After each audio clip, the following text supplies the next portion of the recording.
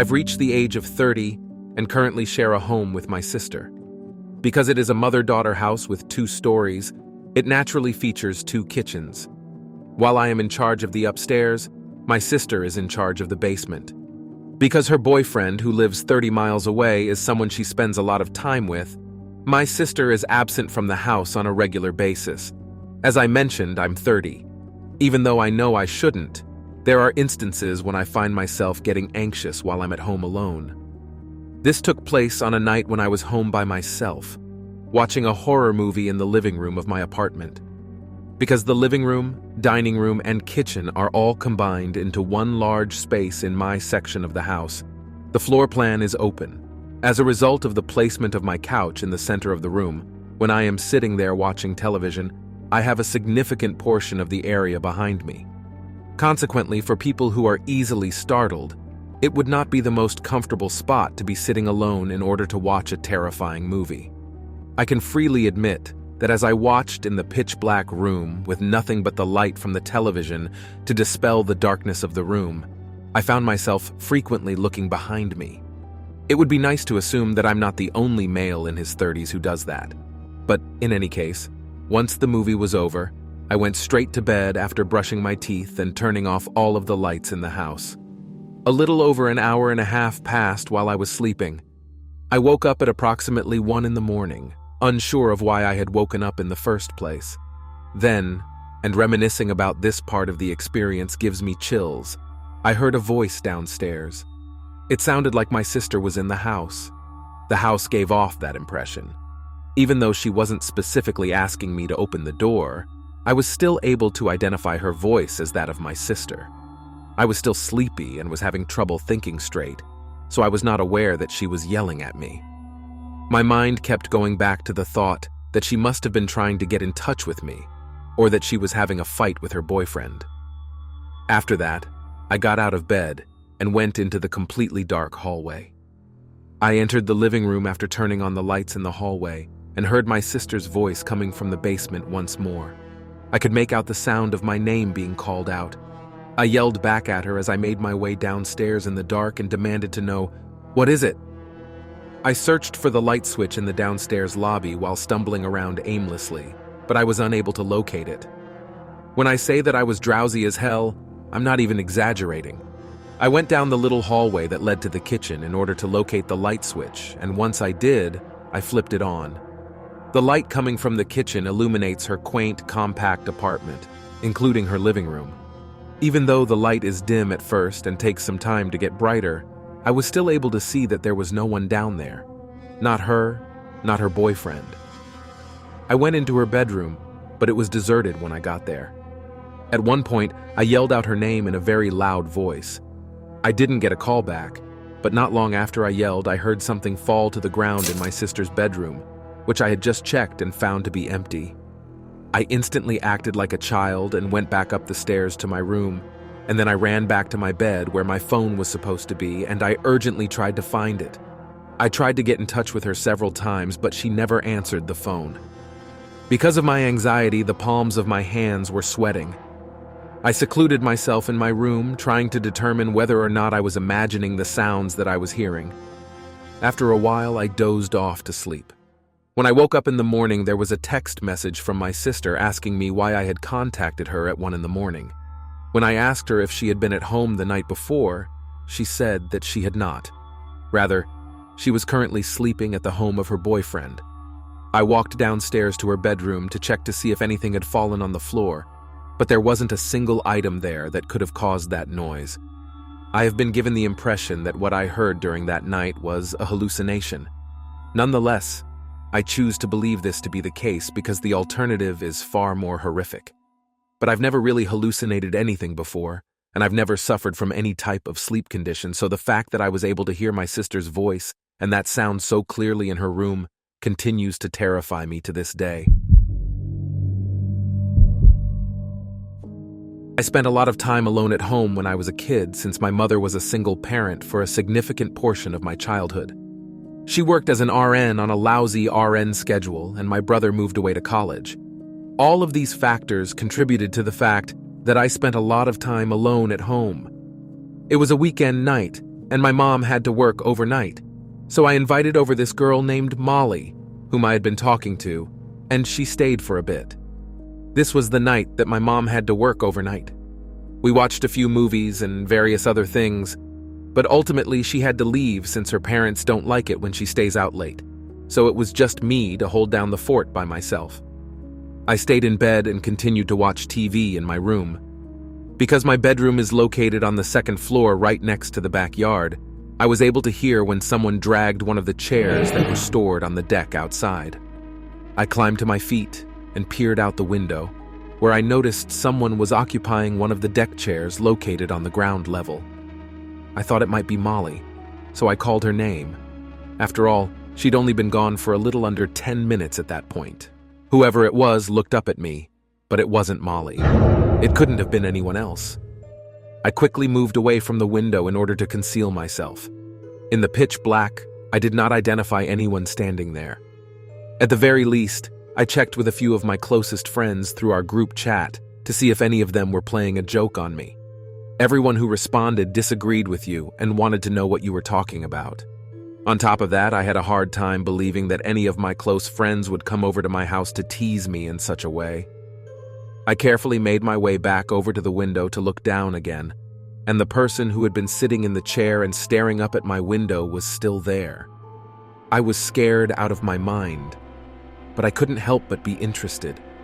It was unmistakable that he was aware of my presence. I quickly pulled myself away from the window once more to switch off the television. I curled myself into a ball in the middle of my bed, essentially with my arms encircling my knees. I had to wait for some time in the pitch black. I was so concerned that he would see the light coming from my phone screen that I didn't even want to turn it on. Because the window was open, I was terrified that he would be able to detect even the slightest motion on my part, so I didn't even want to move. I wanted him to think that I had just left the bedroom and was doing something else. I sat there for what felt like an eternity. At least 5 minutes passed while I did nothing but wait. I had a very strong suspicion that the man who had been standing outside could not possibly be found. I finally worked up the nerve to stand up and glance out the window. I was pleasantly surprised by what I saw. When I saw that he was still down there, staring up at my window rather than scurrying away from it, I felt as though a small part of me had passed away inside of me. Once more, I attempted to show some bravery and said, "What do you want?" I then saw that his shoulders started to go up and down as if you were laughing pretty hard. But he didn't make any kind of audible laughing sounds at first, so I heard a small whistling sound coming from him. I then noticed that his shoulders started to go up and down as if he were laughing really hard. It appeared as though he was laughing so hard that he was producing wheezing sounds. I pleaded with him to leave, and after he didn't respond, I turned away from the window once more. After that, I got back into bed. I didn't have the courage to call the authorities, so I went outside and sat on the landing at the top of the stairs. He was attempting to get inside the house while listening to the sound of the back door being forced open. I quickly made my way back to my room and hid there. I was 14. I was completely at a loss for what to do next. At some point, I became aware that the door to the front door was not being tampered with, and I also heard a man attempting to open the front door by pushing it open. Almost immediately, he gave up. Praise be to God, I managed to get the window in my bedroom covered up. It would have been quite easy for someone to kill me if our doors weren't locked. When I was 14, I was scrawny and weak, and I certainly wasn't one to pick a fight. That evening, I remained in my room the entire time. I didn't tell my mother what had happened until she got home around 9, and her reaction was anger at me for not calling 911. Looking back, that was a really stupid thing for me to do. It's just one of the many things I did, or rather didn't do, when I was younger that I doubt to a great extent. This is the tale of how I came dangerously close to passing away as a young child. I was at home by myself on what might have been the most stressful night of my life. Admittedly, I had way too much going on. We are a family of 5. At the time, my older brother was 14 years old, and my younger sister was 5 years old. My parents received the dreaded phone call on a Friday night, which was evidence that my brother was out with his friends and causing trouble. I was 10 years old at the time. When I heard my mother start to stress out and cry, I was in my room playing a Star Wars video game. All I can remember is hearing her start crying. I became really alarmed and hastened to determine what the issue was. My mother was speaking on the phone with a hospital employee who was calling to let my parents know that their son had been struck by a car. Obviously, this event left us all rattled and in a state of extreme fear. I only heard that my brother's leg was broken when I picked up the phone, so I have no idea what else was said. My only piece of information is that my parents hurriedly got their coats on, dragged my younger sister out of her room, and then turned to me and asked whether it was acceptable for me to stay home by myself. After I gave them the answer they were looking for, they dashed to the car and drove off. Even though I was obviously quite concerned about my brother, I really didn't want to go to the hospital and check on him in case he was in a very critical state. I don't think my parents wanted either one of us to go, but they didn't want to send my younger sister away without supervision because she was only 5 years old. It is important to point out that my brother made a full recovery because his injury is no longer important to the narrative, other than the fact that it was the reason why my father left me at home alone on a Friday night before he went out of town. My dad was attempting to reassure my mother that he was going to be all right, and seeing him in that state helped me feel better about the situation. My intuition told me that my mother was simply being dramatic for the sake of drama, as any mother would be. After a few more hours of playing, I heard the front door open. At that point, I stopped playing the Star Wars game. At this point, the door to my bedroom was already shut. It was well past midnight and well past the time that I normally go to bed. So I switched off the television and the PlayStation and got into bed. I tried listening with my Game Boy to either hear my parents' voices, which I might have been able to do if my brother was there, or just hear what they were saying, but I didn't hear anything at all. When I didn't hear them even coming up the stairs for a few minutes, I started to get the impression that something was wrong. I went to my door and opened it softly before proceeding to the ledge and banister that overlooked the living room. From there, I could see everything that was going on. Even though the lights were out, I could see that there were 3 tall individuals standing in my living room. These individuals were not members of my family. I was so scared that I hesitated for a second before I could discreetly walk back into my room and close the door as quietly as I could in my anxiety. But it wasn't quite enough, and I knew that they had to have heard the door click shut, even if it was only slightly. I was petrified. I hastened to the door of my closet, discreetly opened it, stepped inside, and then closed the door behind me.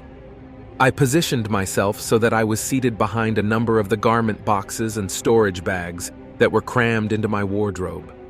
From a distance, I actually appeared to be fairly concealed. When the door to my bedroom opened, I was waiting for it for what seemed like an eternity, and when it did, I knew in that instant that I was going to die. There was a brief amount of time that felt like an eternity. I was in the room when I heard footsteps coming in. It was impossible for me to guess how many people might have been there. It's possible there were 2 of them. I could hear footsteps coming in the direction of my bed. I overheard some of my cover songs being played. Then there was a pause. More footsteps were heading in the direction of the closet door. After then, there will be a brief period of silence. After that, the door to the closet opened. At this moment, my stomach was in knots, and my heart was in my throat. The only thing I did was remain still and hold my breath. I didn't see that the door had been propped open for quite some time because I wasn't looking up. I didn't move. Before the door could have been closed once more, there had to have been a minimum of 20 seconds of silence. There was a sound of footsteps moving away from the door and then leaving the room. When I finally got the courage to glance up, I suddenly had the realization that the person who was standing there may have seen me even though I was crouching down below the bags and boxes. After what seemed like an hour had passed, I finally heard my folks walking back into the house. I was so excited to meet them that I hurried downstairs. The people that broke into our home left the front door propped open, and they made off with a number of priceless items before they were caught. It was one of those evenings where things just kept getting worse for our family. When my parents went to the hospital, they were evidently in such a hurry that they forgot to lock the door on their way out. It was sheer good fortune that saved me from being murdered or taken hostage. When I look back on it now, I can't help but wonder if the person who opened the closet door and stood there for 20 seconds noticed me hiding inside of it. It's possible that he was just a robber who didn't intend to hurt or abduct a child on his way to the house, or that he simply didn't see me, in which case I only narrowly avoided being killed or injured.